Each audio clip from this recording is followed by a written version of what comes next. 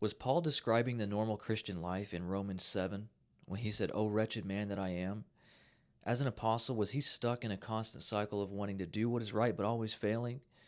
When you actually read the whole letter in context, you begin to see that Paul wasn't describing life in Christ. He was describing what life looked like under the law, before he understood grace, before he understood who he was in Jesus. In Romans 7, Paul is showing the experience of a person who knows what is right but has no power to walk it out because they're relying on their own effort.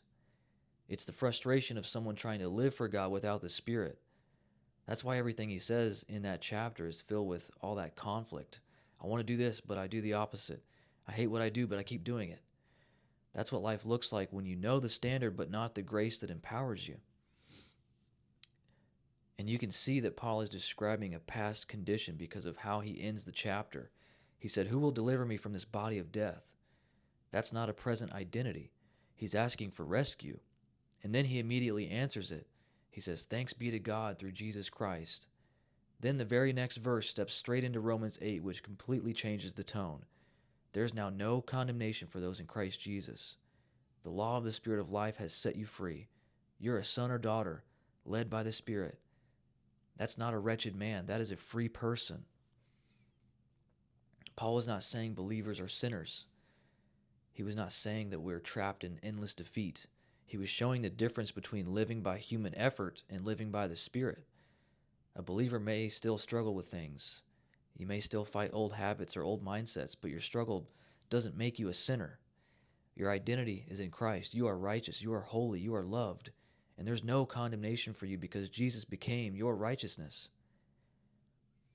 When a believer sins, it doesn't mean they went back to being that person in Romans 7. It means they forgot who they are. The answer is not more effort. The answer is remembering the truth. I call it course correction. Remembering the truth of who you are. You don't fight for freedom. You rest from freedom. You don't try to become righteous. You already are righteous.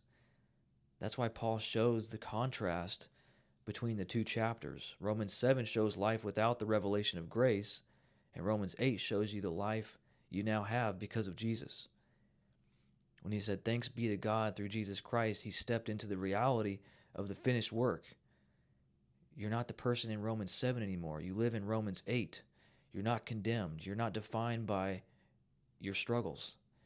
You're defined by your identity in Christ. And once you know that, you can finally rest in what Jesus already finished.